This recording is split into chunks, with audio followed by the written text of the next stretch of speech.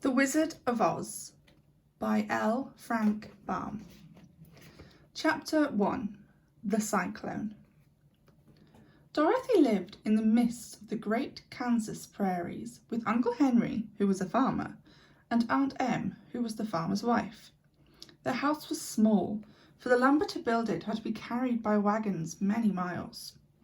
There were 4 walls, a floor, and a roof, which made one room, and this room contained a rusty-looking cooking stove, a cupboard for the dishes, a table, 3 or 4 chairs, and the beds. Uncle Henry and Aunt Em had a big bed in one corner, and Dorothy a little bed in another corner.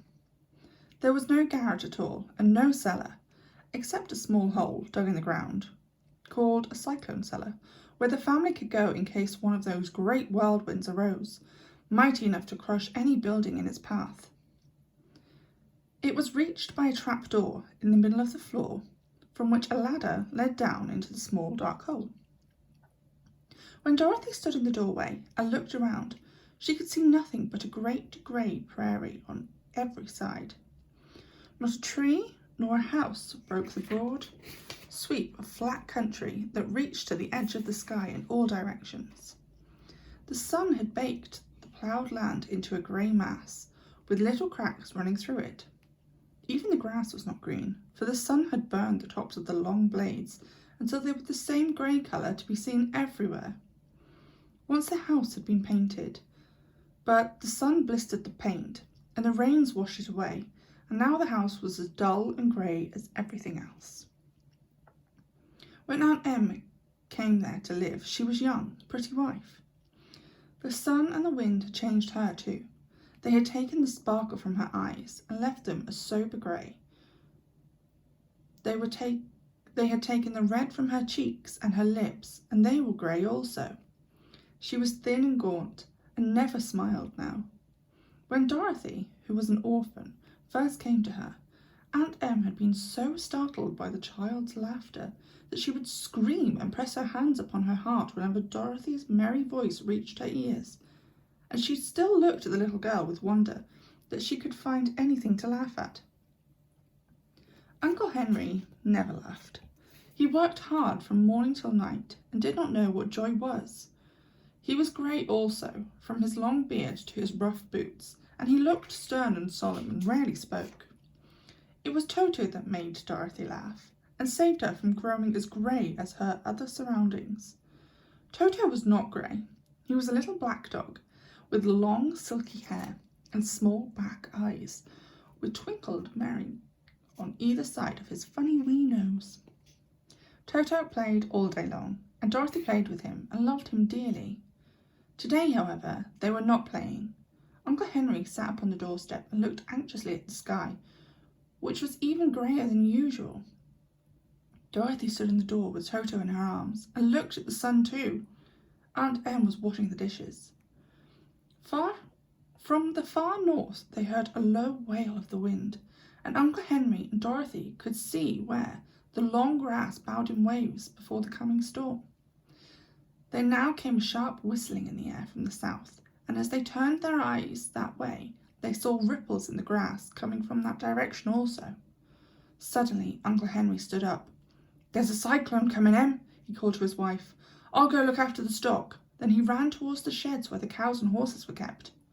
Aunt Em dropped her work and came to the door. One glance told her of the danger close at hand. "Quick, Dorothy," she screamed. "Run for the cellar."